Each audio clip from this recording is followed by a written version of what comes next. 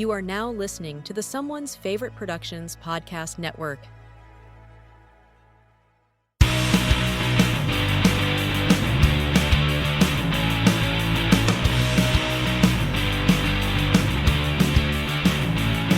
Hello there, and welcome back to The Disconnected. Back for the third time, but it's been a long time, Mr. Eugenio Ercolani.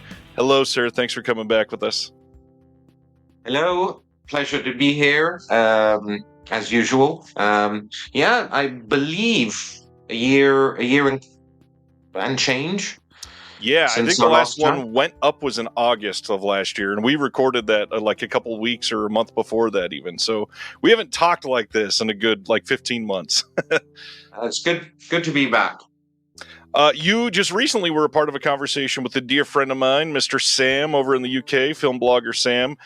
So I'm going to try to not repeat any of that stuff, but I'm going to link that in the description below. Anybody that wants, you should watch that one and then this one, because I'm going to try to build on that conversation, even though it was just released. I already watched it. Happy to have you back. There's been a lot that's been happening. The first thing, I mean, how have you been? It's been such a long time. How's everything going for you?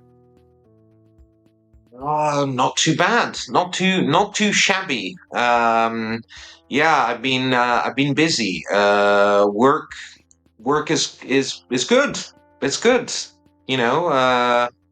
It's booming in many ways. Not to say there aren't issues here and there and frustrations and problems, obstacles, but all in all, I can't complain. I won't lie. 2023 kicked me in the balls. Really, it was a tough year personally, and also there were a couple of frustrating work-related issues as well. But yeah, 2023 was not a happy year. But this year, 100% better. There's no comparison. All in all, I can't complain. Your personal and professional portfolio has exploded since the last time we talked. And it seems like, I guess first, I think the last time we were talking last July-ish, that you were about to start a documentary, right? Yes. Or was that the time before? It was last time, right? It was last time. Well, what documentary was that? Was I studying? Oh, yes. I, if I'm pinpointing period, yes. Sure. I'm since then I've started another 2 documentaries. At the moment, I'm working on 3. That is without counting a few making-ofs here and there, which I guess kind of fall into the same category, although they're definitely easier and bit more structured in a simpler way. But yeah, no, it's and I'm also happy to say I'm close to finishing a book, which I have co-written with Troy Howarth. Oh, nice. It's called Unsung Heroes. It focuses on lesser known or simply not particularly prolific Italian filmmakers. I'm going to be dealing with, in my half of the book, with Franco Rossetti, who is somebody I was very close to, somebody I love dearly, writer of Django, the original Sergio Corbucci cult classic, and a number of other westerns from that same decade, turned director in the late 60s, and an interesting figure. The other director is my grandfather, Giulio Petroni, director of Death Rides a Horse and Tepepa, Blood and Guns, and so on. So, yeah.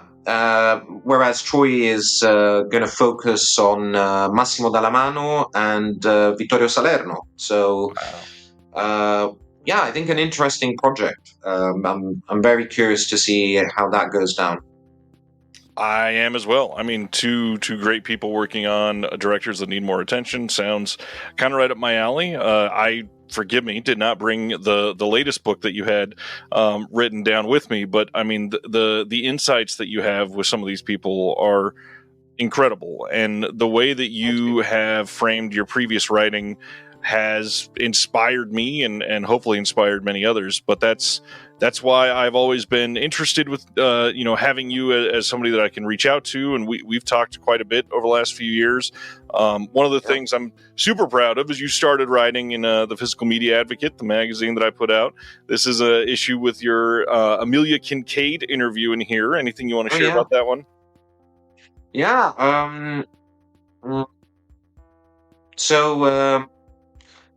First of all, always nice to write for your mag. Consistency isn't exactly my strong suit, but I do try. So the Amelia Kincaid interview, I produced extras for the German release of Night of the Demons 2, and which was really fun. It included a bunch of things, interviews with director Brian Trenchard Smith and Steve Johnson, Joe Augustine, an audio commentary with Brian Trenchard Smith, which I moderated with my good friend and colleague Philip Escott. There was a bunch of stuff, photo galleries and poster galleries, and there was actually supposed to be a booklet interview with Amelia Kincaid, but it was forgotten. They forgot to include it, which happens. I have a great relationship with Anolis Entertainment, which is a label I get along with, and they do really good work. And over the years, I've worked on, I don't know, about 20, 30 of their releases. So, but yeah, this stuff happens. It's not the first time. It's happened with other labels that just stuff gets forgotten. Yep. Once on one, I won't say the label or the title, but there was a home video label that had commissioned a quite a hefty amount of extras, a bunch of featurettes, and a bunch of stuff, and everything went well. It was produced, given in. I got paid, and that was it. There were issues with the master, and it took a while for it to see the light of day, to actually hit shelves. About a year and a half, and I looked at the edition, and there was nothing. I had produced nothing, like zero, nilch, nothing. There was all archival stuff from like previous editions of the film. So I called up my guy within the label, my contact, my point of contact, and said, why are my extras there? And he said, what extras? And turns out they had completely forgot. So much time had passed. They had completely forgotten they had, commissioned stuff. And yeah, it was in a hard disk somewhere, on a computer somewhere, all the stuff I had produced. They had forgotten about it. They realized, they thought they had no extras and just acquired a bunch of stuff quickly to release it with extras. So this stuff happens. It's not often, to be fair, not often, but it does happen regularly. Well, and with the extras, especially for people that are producing a lot like yourself, many times you're approached early in the process. Like sometimes the restoration isn't done, or maybe even the materials aren't even in hand yet. So to get some of those stuff released is going to be a long period of time. I'm working on another project right now that they got the materials in 2021, and it's not even going to get announced till 2026 probably. Some people don't even understand the lead time before these are coming out. So do you remember like the longest one that you were working on extras and then didn't get released for years and years? Oh yeah, no, I've got loads of those. And to me, I'll answer your question obviously about. Let me just say, to me now less so. But when I started out, and it was a shit show. I mean, it was just me trying to get, cobbled together stuff. Some of that stuff got released, years later, and it looked like shit. And it was really frustrating for me because, by the time they were released, I had a completely different setup and different organization and camera operators and editors, and worked on a completely different level. So to see all of a sudden this grimy, terrible sort of, SD quality stuff being released was kind of heartbreaking for me. However, probably the longest. Well, at the moment, there is something that has to be released. It's going to be released at some point. But I produced the extras 5 years ago. Jeez, that's that's a lot. Stuff changes in that time. One of the things that we've seen happen a few times is quite often extras will be done with somebody, and then one of the creators will pass away before the release even comes out, and you will have had like the last interview with that individual that was ever on camera. I think you've had a couple of those already, right? Oh yeah. Well, I mean, I shot an interview for Cauldron with Ruggero Deodato. Yeah. For Phantom of Death, aka Off Balance, and that turned out to be Ruggero's last interview. And the same happened with a couple of other people, Franco Rossetti, who I mentioned before. I shot the last interview with him. He was already very, very, very sick. But who else? There are others, for sure. Yeah, it's I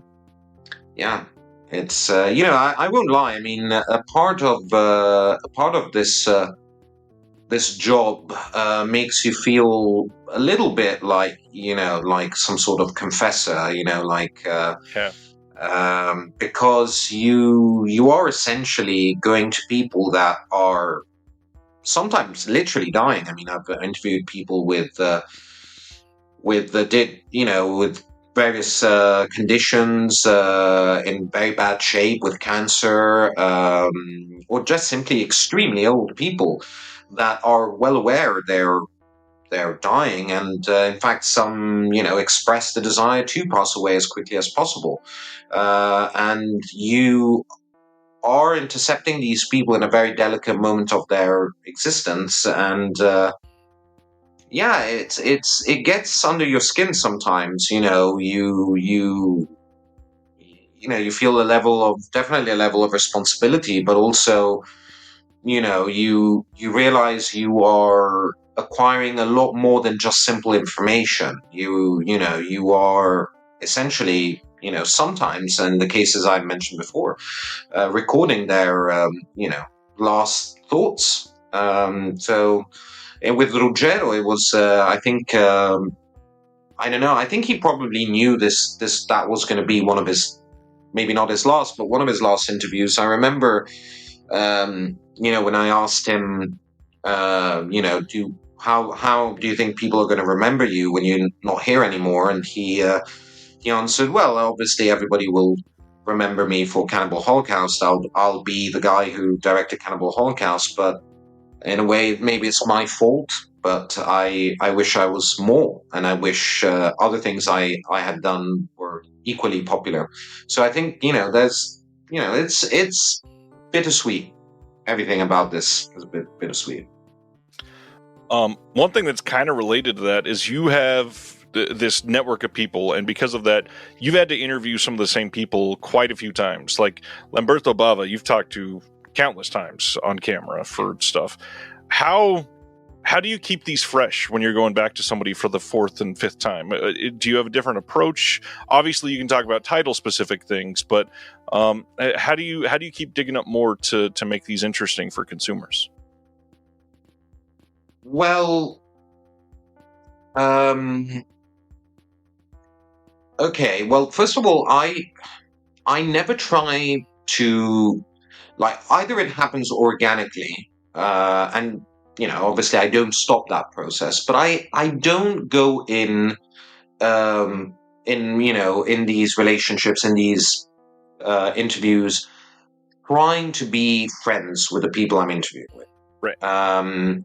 I try to keep a level of a distance, a polite, friendly, maybe in tone, rapport, but there's a level of detachment there. So, because the moment you create a stronger bond, then there are, there are boundaries, there's a level of protectiveness maybe you feel towards the person. You start, there are rules of engagement which are deeply different, and rules of engagement that maybe shouldn't be there if you are, if your main goal is to acquire information. Now, obviously, we're not talking about, I don't go around interviewing Saddam Hussein, but you still do want to maintain that level of detachment, So I have for example, with Lamberto, I have a very good rapport. Every time I see him, we chat and we have a laugh, and we'll have coffee or drink or whatever. But then it's over. Then the interview is done. It's work relationship. It's a good work relationship, right, but it's work. That puts me in the condition of asking maybe questions that are a bit asshole-ish, or different, or poking, poking here and there in places I know might irritate him. It gives me the opportunity of, this is work, and I'm doing my job. That's sort of the approach. He knows it, I know it, and if there was a friendship there, things would be different or could get awkward. So there's that. In a way, when you get to interview somebody multiple times, and Lamberto is a good example, Ruggero was somebody I interviewed multiple times, Sergio Martino, Roberto Girometti, there are lots. In a way, yes, it gets more difficult to get information from, fresh information, but on the other hand, you get to know to the T what their go-to stories are.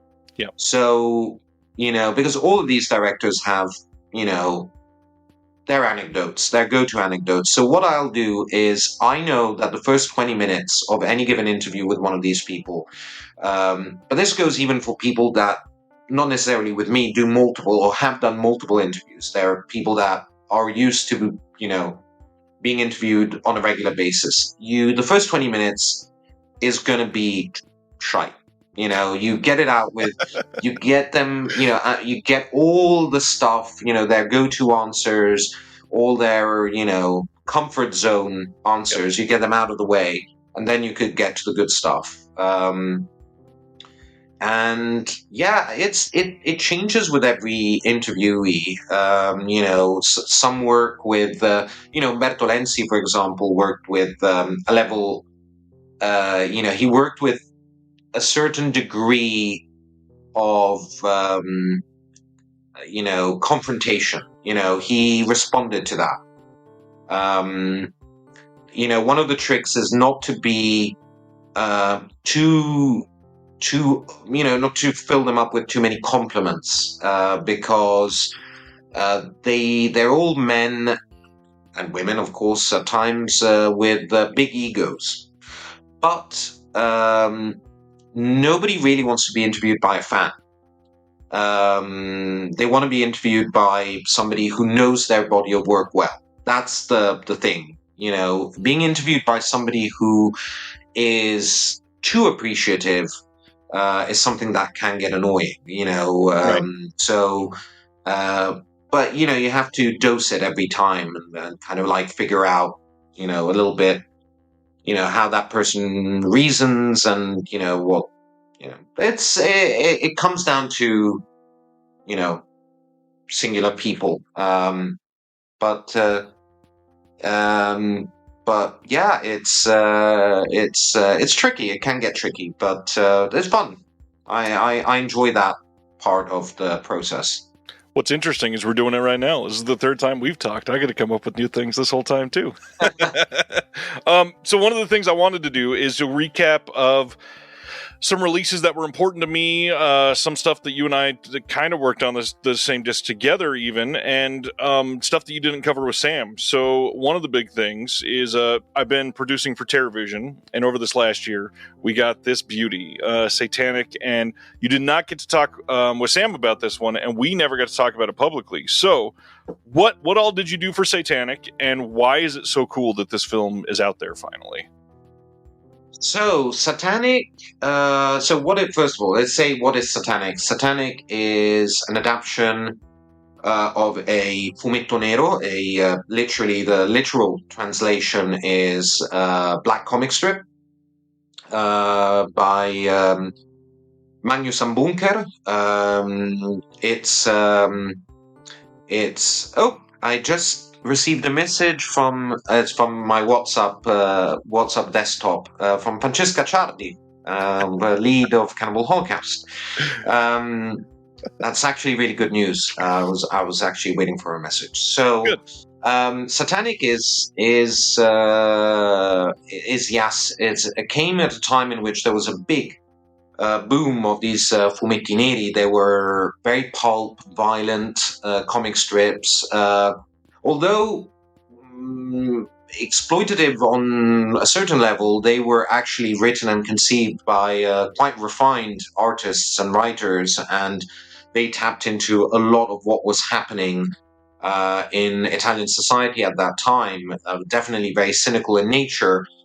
They, however, were, in the same way cinema in different ways was doing, sort of probably tapping into the silent, invisible rage behind the economic boom, because Italy in the 1960s was going through an incredible economic growth, essentially making it one of the richest countries in Europe at the time.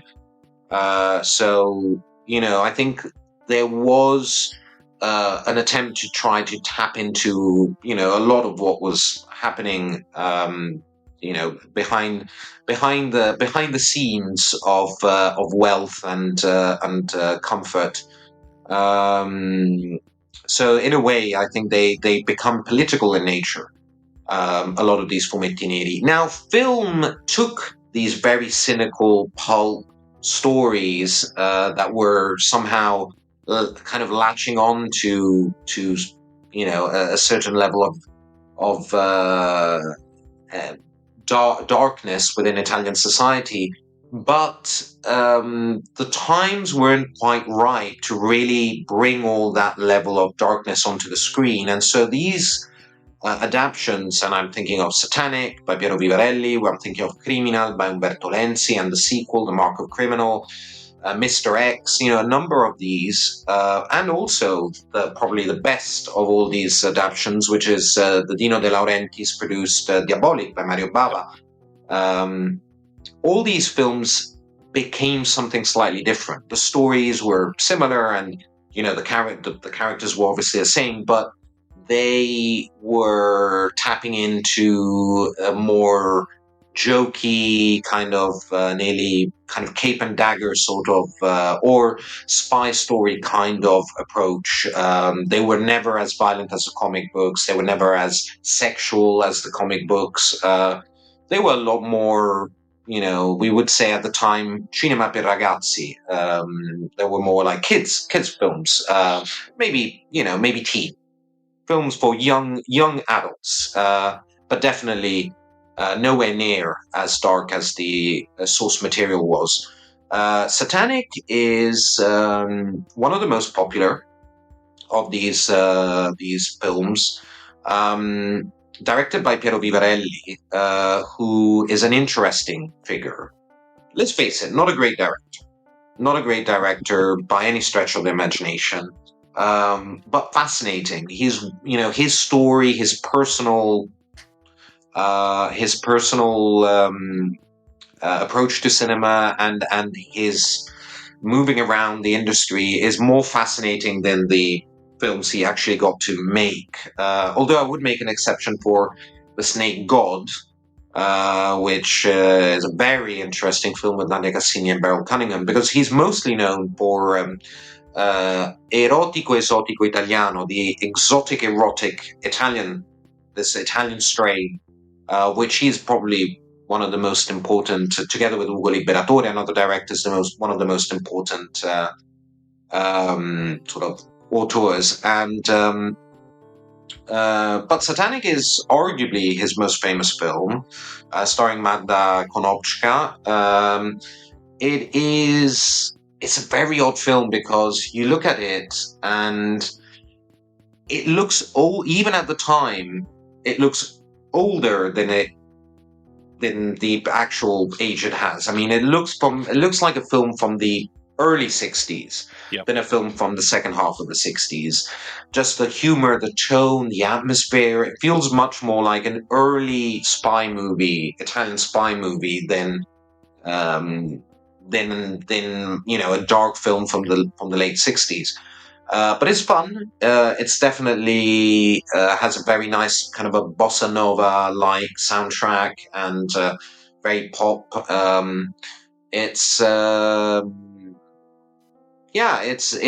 slice of 60s nostalgia, which I think has quite a few elements of interest. And I was happy. I was really happy with what we put together. So I produced a featurette with Piero Vivarelli himself. Now, Piero Vivarelli, as most people probably know, long dead, died quite some time ago. However, through Lucarea, who's a good friend of mine and a lovely person, and he is the director of Django and Django, the documentary starring Quentin Tarantino.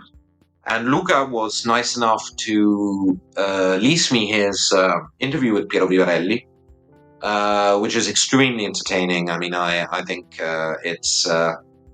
he's very outrageous in his answers, very unhinged. Then we've got an interview with longtime collaborator Piero Vivarelli. She was also one of Vivarelli's many partners. You wouldn't necessarily imagine it, but yeah, he was quite the tombeau de femme, quite the woman's man, and she is a great interview. I have to be honest, I wasn't expecting her interview to be as interesting as it turned out. She had a lot of ton of stuff to say. She speaks also about at one point there was the idea of making a sequel to Satanic, and she talks about that years later, and then we've got a video essay with moi, and and I discuss Fumetti Neri. It's not meant to be an exhaustive overview of Fumetti Neri, but just like a little introduction to what Fumetti Neri are and who the main people within that world were and are. So. And finally, a commentary with myself, Troy Howarth, and Nathaniel Thompson, who I've done many, many, many audio commentaries with, and they're, it's always good fun, and they obviously do good work. It is a loaded disc, and one that I think if anybody is interested in the film at all, you have done them proud with what we were able to get on there. The film looks better than I expected it to, even when we first started talking about it. So stoked that we could get this with this kind of release, and I hope more people check it out because it's genuinely a really fun movie. One that's kind of off the beaten path for you, but I had to talk about this one because this is literally one of my favorite movies of all time, even though it's fairly recent. Oh, wow. You wrote on Green Room for Second Sight. Yeah. I had no idea you were into Green Room. Why don't you talk about your history with the film? Yeah, so Second Sight commissioned an essay for that, and It Follows. And yeah, I mean, I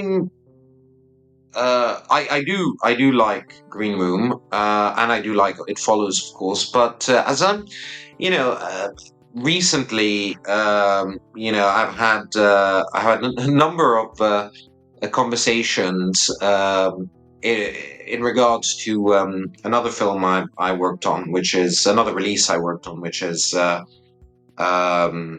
Reality Killers. And Reality Killers, it was all going to make sense what Green Room and Reality Killers have in common. And people, and a couple of people near to me said, why do you like this film? Why are you working on it? Like it's morally, kind of dubious film. And the thing is, as I see my work is not to celebrate the films I work on. That I don't see, that can be part of it if I enjoy the film and if I like it. But generally, I see myself more as a contextualizer, somebody who's there to hopefully do it well, but through interviews or video essays, commentaries, making ofs, whatever it is to explain how, why, and when these films were made, what the context of the time was, and maybe give some insight, and obviously try to be entertaining as much as possible in the process. Now, in the case of Green Room, I like it. I wouldn't say it's one of my favorite films, but I do enjoy it, and I think it came around a time in which I think horror in the United States was particularly interesting because somehow the sort of torture porn period, the period of maximum sort of rage after a decade, which we can define, at least in the American mainstream, as fairly innocuous. The 90s were a time in which, things sort of mellowed and got a more, especially in the second half of the 90s, a more teenage-friendly approach, or prior to that, a more kind of comical or upbeat sort of approach. Although it is the decade that gave us The Craft, so it's not all bad. But it's I don't know. I rewatched that film the other day. I finally upgraded my DVD. I have a soft spot for The Craft. It's great, yeah. But yeah, after that initial rage, which I don't, it taps into, a lot of what was happening around that time. Who is my age? I'm 40. Knows that, around that time. I mean, as an Italian, I can say that after 9/11 and the invasion of Afghanistan and of course the terrorist attempts in London, in the London Tube and buses, there was a degree of paranoia that I think American cinema tapped into, and brought a certain level of rage to it. But somehow Green Room came around a time in which that had mellowed, but it still had that rage, but it wasn't about pushing boundaries necessarily, but it was more about, kind of encapsulating, filtering that rage into stories that contained a lot of that content, but not necessarily reaching that level of violence. And I think, it's really an extension of what America went through, and what America was responsible for around the early 2000s. I think there's very much, it's kind of the last wave of that. So it's an interesting film, and I think Jeremy Saulnier is an interesting director. I've liked consistently everything he's done. I fully agree with you. I've tried to make that connection with some people on some of these films prior that were maybe misunderstanding the whole torture porn era and why it existed, and tried to point out the waves that follow political decisions or world acts that are far-reaching that people don't fully grasp, but a lot of people in the arts always respond. And one of the things that Green Room always felt, a lot of people felt like it was a bit delayed after the torture porn era. And the way I looked at it was, this is more pointing out some of the like veiled threats, some of those things where you feel like you're going into a safe situation or you can trust somebody, and then they erase that quickly, and you realize that you were misled or put in a situation that you felt you could trust a certain politician, only to find out most of them are scum at the end of the day anyways. Yeah. Yeah, no, I agree. It's very much a film about hierarchies. You've got got Patrick Stewart, you've got the henchman, you've got it's a lot about power play within hierarchies. It is a political film in the best possible way, in the way horror film becomes political. I think horror films, Green Room, some people might not consider it a horror film because there's always going to be where does a horror film begin, where does it end, but in essence it is a horror film in the way it's structured, in the way it works with atmosphere and character design. There's so much of our horror culture in that film, it's definitely an interesting film. I think it's even more. I think in many ways, I think It Follows is more. It's more social than it is political, whereas Green Room is definitely more political. Some stuff that is not a question on if it's a horror movie or not. This one has been in the works for a long time, and I just got it in, so literally have not been able to watch even a single moment yet. But how about The Houses of Doom? This thing we have been hearing about for the longest time. We had a couple delays, and now everybody is finally able to releases. Yeah. Does it exist? Doesn't exist. Well, people have proof in their hands now. Man, you did a lot with Cauldron for this. Can you explain why this is such an amazing thing that we're able to hold now? Sure. Well, speaking of films that took a long time to be released, I produced. So I produced a bunch of extras roughly 2 years ago, and then another bunch. Well, no, actually 2 years. Yeah, between 2 and 3 years ago, and then another bunch of extras about a year and a half ago. So it was like two installments, and I wouldn't lie. I mean, you can definitely tell that that there's a certain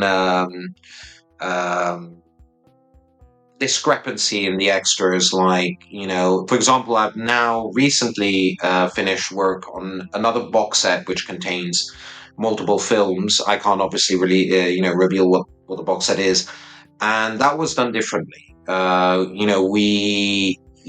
was given green light for everything right away, and so we could really distribute the extras among the 4 discs and kind of reason, okay, this one has too much, this one has and kind of level everything. And this was a bit more, I don't want to say disorganized, but let's say a little bit more hiccup-y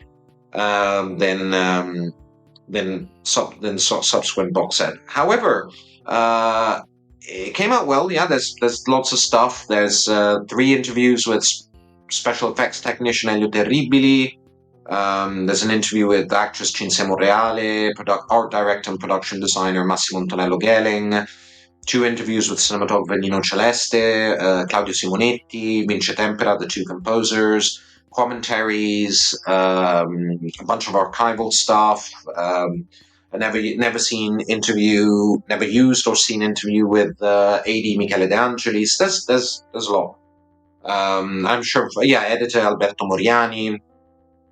The films. Now, okay, the films are TV movies that were aired, but not in the way they were conceived, and years later, and in a very disorganized way. But they were born as TV movies. I've read in a few articles recently that Lamberto, people stating Lamberto Bava was attached to it. Lamberto Bava was never attached to this project. There wasn't a talk about a number of other people directing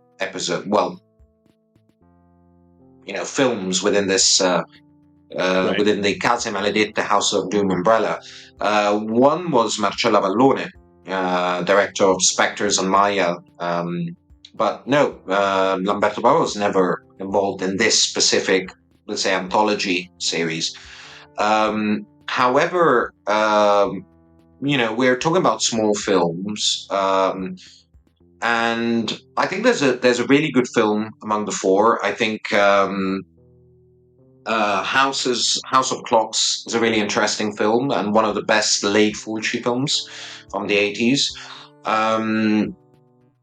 What is left is historically relevant because we are talking of, first of all, among the last films of these two very important, very significant directors, Umberto Lenzi and Lucio Fulci.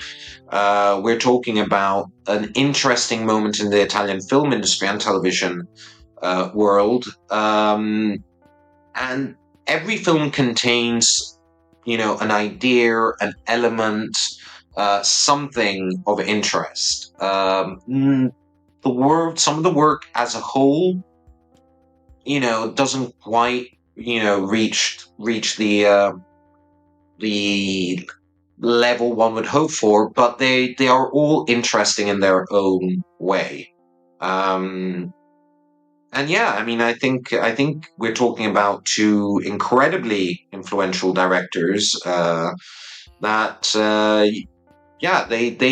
these films definitely deserved to be watched well with good masters and hopefully interesting extras, because yeah, they are dregs of a dying industry.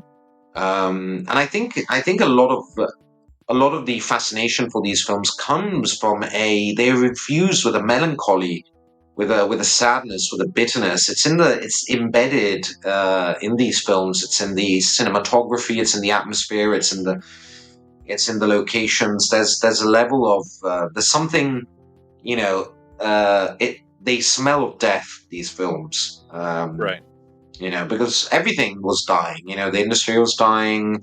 And I think even Rete Italia, who there's a kind of the tentacle of the Silvio Berlusconi empire, knew that it was dying because they put into production a number of projects.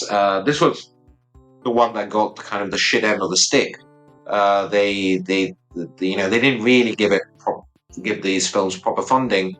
So there is something deathly about these films, but it's also what makes them interesting. That's true. And again, these filmmakers, especially Fulci, has a lot of stuff that has never been properly revisited in the HD era. A lot of stuff has never had a good contextualizing release like we were talking about earlier with extras. And there's a lot of titles that have eluded the people that are not just straight Fulci classic gore horror. Do you think there's a proper time soon to see a lot of those releases come out, or is there another story about the elements that we don't know about for his his more comedic films? That's the big thing. Yeah, I mean, I've been talking to labels for years about releasing some of the Fulci stuff, and many times Troy and I have discussed this. I mean, for example, his 1970s sort of satirical comedies, very very sort of bittersweet erotic comedies from the 70s, very cynical. I'm thinking of oh god, I don't know the English title, the English titles for these, but All'onorevole piacciono le donne, La Pretura, Dracula and Brianza. These films I think are incredibly interesting. They have loads of cult value because some of these. I have the poster up there. You've got actors like Laura Antonelli, Lionel Stander. You've got Anita Strindberg. You've got a cinematographer, for example, in the case of Amorevole Piacciono Donne, Sergio Dofizzi, Giannetto De Rossi worked on it. The master special effects artist. So you've got Edwidge Fenech as the lead in La Pretora, and you've never seen Edwidge Fenech more naked than in that film. Full frontal nudity. So they're interesting. They're interesting films that I think deserve attention. I think they would sell well. I mean, obviously not as well as his horror stuff, but I think it would sell really well. The same goes for other 60s stuff. I think he did some anthological, again, very dark, very cynical comedies that I think would work well, even on the international market. The Maniacs, which has an incredible cast, and Barbara Steele is in it as well. So there's plenty of stuff still to be discovered when it comes to Fulci's filmography. Hopefully there's label brave enough to to take a chance, but I don't even think it would be that big of a chance. I think a lot of people would buy a Lucio Fulci erotic comedy box set for sure. There's even something to be said about some of these films that obviously they have nothing to do with horror, but the nihilistic element that is so prevalent in some of his horror films is present here. One could see, links. I think there are more links than one might expect between something like All'Ore piacciono le donne and some of his 80s kind of gore-infused horror films. Right. Yeah, there's a lot that I feel like some of these labels take for granted how many people want to deep dive into directors or actors or discover other genres. And obviously horror is the classic genre that has done well and made money for studios. That's like the worst kept secret, is that if you want to make something low budget, make a lot of money, make a horror movie. That's pretty much the way it goes. But a lot of these other things people are dying to see. And if somebody wants to deep dive Fulci, there's not a great way to do that right now, which sucks. No, I like to think it's only a question of time, but I might be wrong. Maybe, yeah, there's just not enough interest, and maybe they'll just avoid them. But it's a shame. It's a real shame. I agree. You have been not only working on, Houses of Doom and Green Room and Satanic, like we talked about, lots of stuff for Vinegar Syndrome. We just got another Forgotten Jolly box set. You've done stuff for Treasured Films. You've got that big release that just got announced last week. That was an incredibly interesting story. I highly suggest people go check out on Sam's video. What else is coming up? I know that there's some cult epic stuff. I think there's another Tinto Brass 4K that got teased or flat out said from Nico is coming soon. Yeah, so we've got I've had the green light from Nico to mention that we are working on Criminal, the aforementioned Criminal by Umberto Lenzi. That is happening. I'm very happy to see that is going to get a release. It's an interesting film. If you like Satanic, you will love Criminal. It has a lot of the same kind of 1960s pop, kind of loungy atmosphere, kind of bossa nova atmosphere, and it's interesting film. Well, speaking of films, Loki announced there's Rats Night of Terror in 2019 after the fall of New York. 2019 after the fall of New York is a Pulse video release. I believe English will be present, although don't quote me there. I think it will be an English-friendly release. However, Rats Night of Terror is also going to be released, but apart from Pulp Video, it's also going to be released in 4K from Severin, which has been announced. And I put together 2 makings of for each of those films. Nice. The making of for Rats is going to be present in both releases. And yeah, I'm very happy with how those came out. There's a ton of interview. It's a mix of archival and brand new. The archival is all stuff I have done over the years. Some, though, has never been seen. For whatever reason, it was never used. So there's a lot. And even some first-time interviews on those films. So in the case of Rats, there's Claudio Fragasso, who needs no introduction. We've got Massimo Vanni, Ottaviano Dell'Acqua, the 2 leads and stuntmen. Jean-Christophe Bretignier and Anne-Giselle Glass, 2 of the actors. You get, I'm forgetting somebody, Gianni Leacche, AD and set photographer for 2019. You get Sergio Martino, special effects technician Roberto Ricci, Antonello Gelling, the production designer, Mino Loi, one of the producers. I mean, it's they're pretty packed. So Eugenio Labbiso, the editor. So yeah, it's buzzing. I'm very happy. I'm very happy about the Forgotten Jolly. I have to say, I was very happy with what I put together for the previous Forgotten Jolly. Right. But in that case, I made a decision which was to focus on the Bloodstained Shadow. So the other 2 films have extras, and hopefully they were appreciated. But I thought that it would be more interesting to go with what is probably the most important of the 3. I'll just remind people it was Bloodstained Shadow, Naked You Die, and Death Carries a Cane.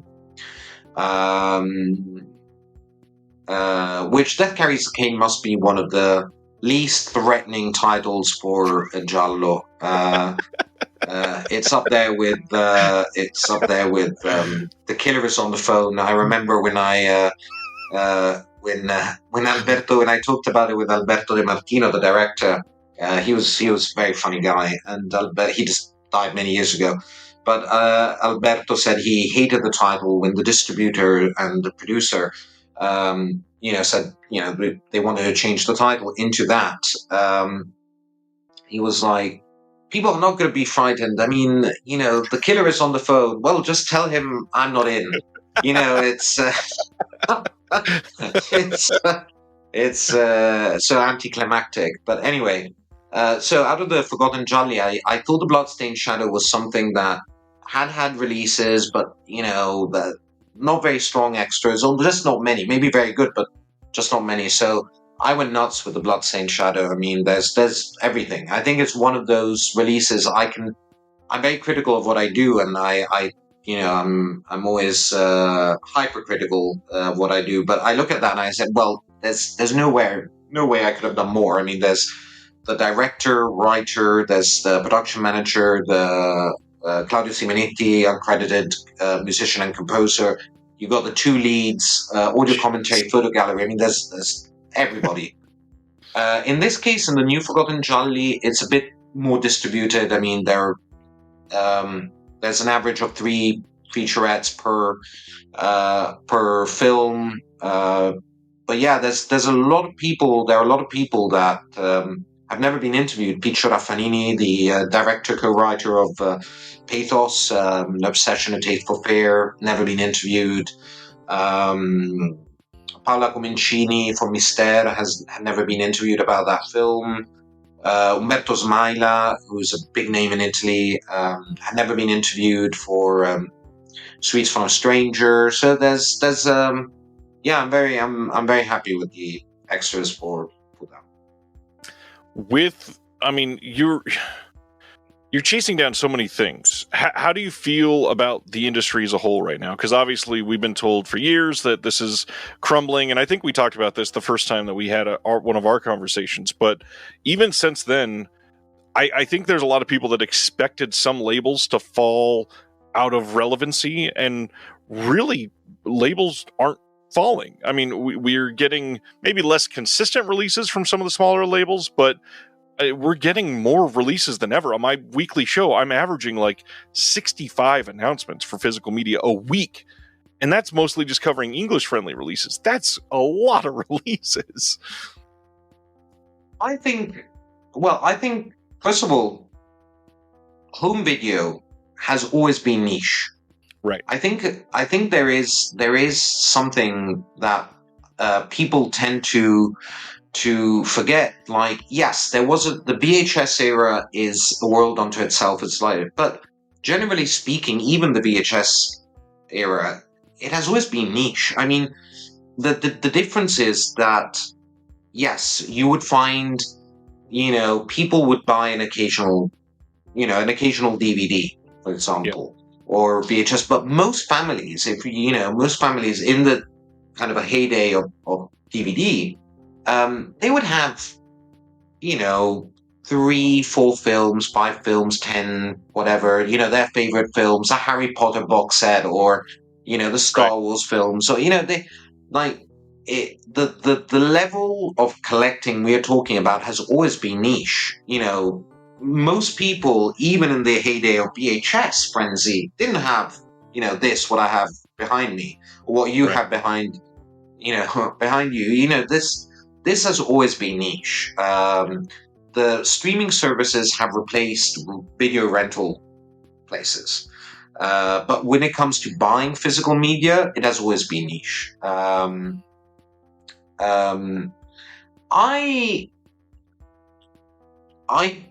I think that more and more people are realizing the limits of streaming services. I think it took a while. It took, but first of all, yes, financially, it obviously, I mean, if you're into like boutique labels and you want to buy, big box sets, then yeah, sure, that's an expensive hobby to have. However, if you sum up, because it's kind of, that's how they get to you, see, I've got Netflix, Amazon, but I have to have Apple TV. Oh, actually, I have to have Disney Plus.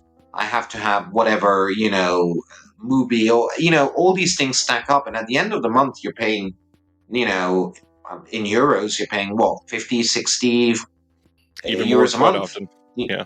And even more, with Sky, and all that sort of stuff. So there's that. And also, people are realizing that, this whole idea that, oh, you've got your, your video library in your television, in your computer. That's not the case. So,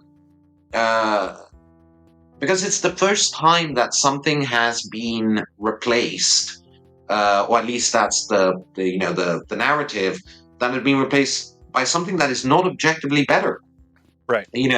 All the medium before that had been replaced by something that is better. Most of the time, I'd make an exception for vinyl.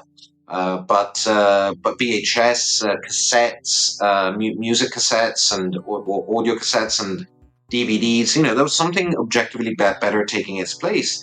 This is not the case with streaming services. The quality of the films and the access to subtitles and languages and extras and all that. So, I think physical media is as good as could ever be, given that there has been a shift, and obviously, as much as it has always been niche, there has been a big loss of clients, that the kind of casual consumer has been lost. Sure. So there has been obviously a shift, but I think it's going to get stronger. I think it will grow. It will grow, not probably to a point where it'll become, mainstream in a big way, but I do think that physical media is here to stay. And we've seen it over and over again. Labels just manage to survive. I think what has changed, and this is pretty obvious, and we can see it fairly blatantly, is that labels have to be quick on their feet and have to keep at pace with the times.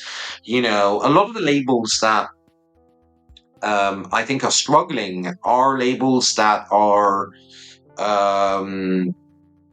focusing on the wrong things. For example, when you talk about Italian genre cinema, in the late 90s, in the DVD era, in the early 2000s, or even up until, relatively like a decade and a half ago, that whole kind of grindhouse, we're bad boys releasing these, nasty, violent films, with grimy covers and all that sort of approach there, that sort of low-key work. It doesn't work anymore because people know these films, very well now.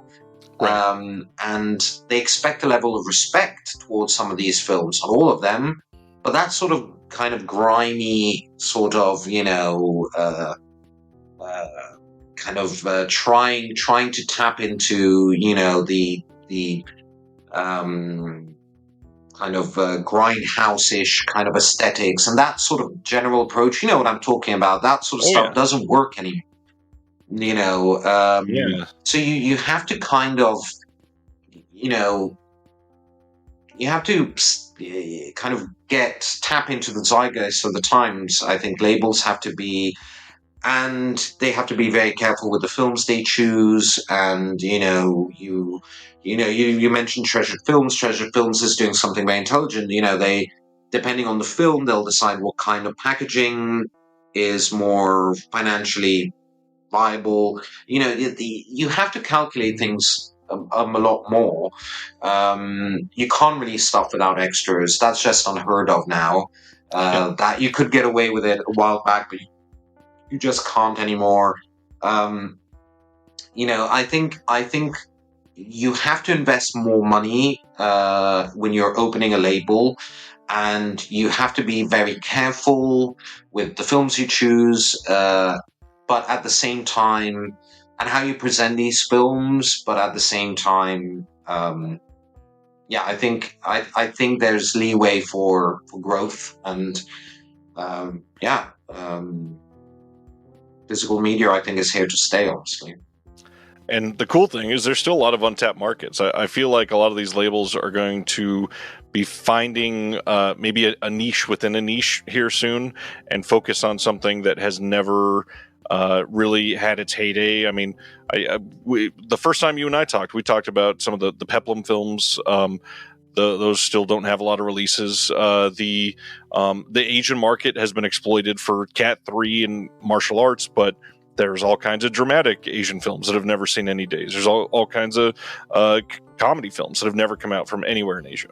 Indian. There's a lot of Indian horror and genre films. Well, following the question on the industry, I would like to end on a question about you as an individual. Obviously, you are like a physical media renaissance man, making documentaries, writing books, working on special features. What do you want to do? If you had your pick, how do you want to spend every single day of your life working in this art? Well, wow, that's okay. So I started out. I'm going to give you the most honest answer I could possibly give you. So I'm not gonna, because it would be easy. It would be very easy to give you a simple kind of answer that would be correct but would not be complete. So, well, I began in, let's say, the audiovisual world, in the film world. I began as an AD, and that's how I began working. I dropped out of school when I was 16. And I did odd jobs. I worked as a bricklayer and a number of other things. Worked as a waiter. I slowly but surely managed to put a foot in the film industry, and I started working as an AD. Shortly after, I went to the London Film Academy, and was living in London and got a degree there. And although, and I managed to get there despite not having a high school diploma, so which was not simple. But there we go. But that's a story for another day. However, I worked as an AD for roughly 10 years, maybe a bit more. And I also directed a couple of things, TV ads, and a couple of short films and stuff like that, and sort of industrial promo things. Very boring stuff, but I made a living. However, after a bunch of stuff happened in my life, I kind of interrupted that. Find myself working in this industry now. I enjoy what I do very much. I enjoy it. I work with terrific people. I don't mention them nearly as much as I should, but I work with an incredible editor who does the bulk of what I produce, Andrea Meroni, and some terrific camera operators that are friends, really actual friends. Like we go on vacation and hang out together, and they're amazing. Simone Villani, Fabio Paolucci. And I get along with I made a lot of friends within this industry. I mean, Philip Escott is a good friend. He came to Rome to visit recently this summer. There are many. I get along with Joe Rubin from Vinegar Syndrome, and I would like to go back to writing my own stuff, and getting back to what my direction was and had been for 10 years. And then, basically, I stumbled upon the home video world. And I was already obviously very interested in physical media, and, I had been buying DVDs and Blu-rays, and before that VHSs for many years. And I was writing for magazines and stuff like that. But I stumbled upon it because I was desperately trying to make money, because I stayed away from the film industry for a period, which was, in hindsight, it turned out okay, but it was a big mistake. I was at a time in which I was at a pivotal point in my career as an AD, and I don't know. I just crumbled, if I had stayed on, maybe I'd be in a very different place in my life. However, I needed money, and I got an opportunity to work for a German label, and that started everything. But I am.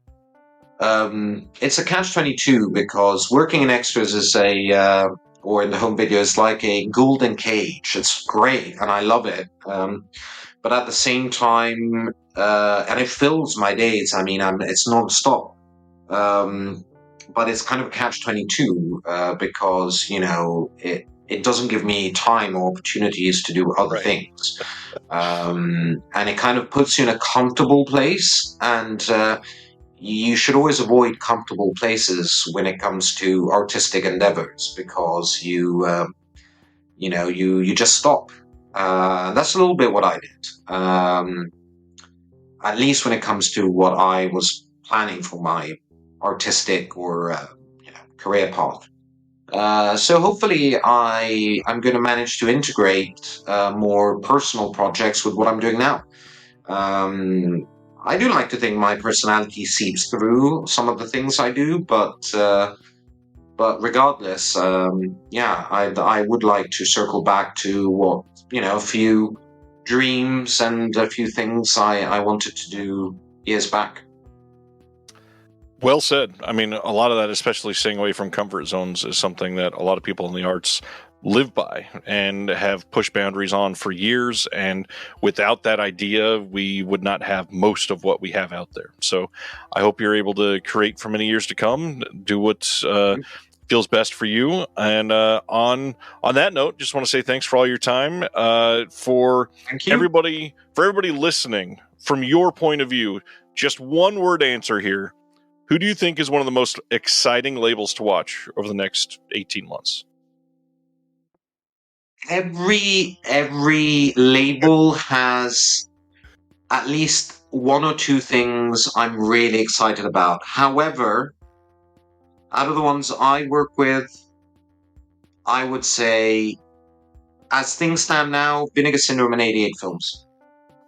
Amazing. Love to hear it. Thank you, sir. Thank you for all your hard work. Thank you for giving us these gifts. Thank you for continuing to persevere, even though it wasn't what you set your heart out for at the beginning.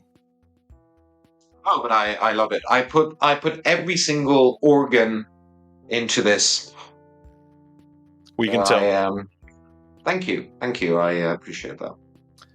Hope you have a good day, good rest of your week, and we'll chat again fairly soon, I'm sure. Ciao. Thank you for listening to the Disconnected Podcast. There's one big thing that you could do to help the show, and that is to leave a rating and review on the podcast service of your choice. Thank you.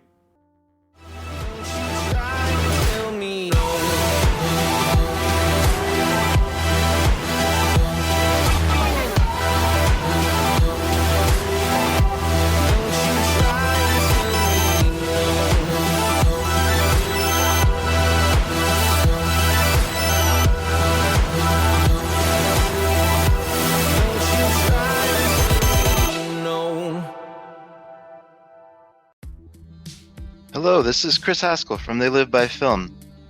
For those that don't know us, Adam, Zach, and I, we built a podcast over the last 2 years that's a combination of film discussion from 3 very different perspectives, as well as industry interviews with the leaders in boutique Blu-ray and 4K community. We started with Dev Crocodile, but over time we've been lucky enough to speak with Arrow Video, Severin, Mondo Macabro, Vinegar Syndrome, Radiance, Indicator, most of the OCN partner labels. It's been a blast. You can find us wherever you podcast, and also actually recently as part of Someone's Favorite Production Podcast Network. We hope to see you online.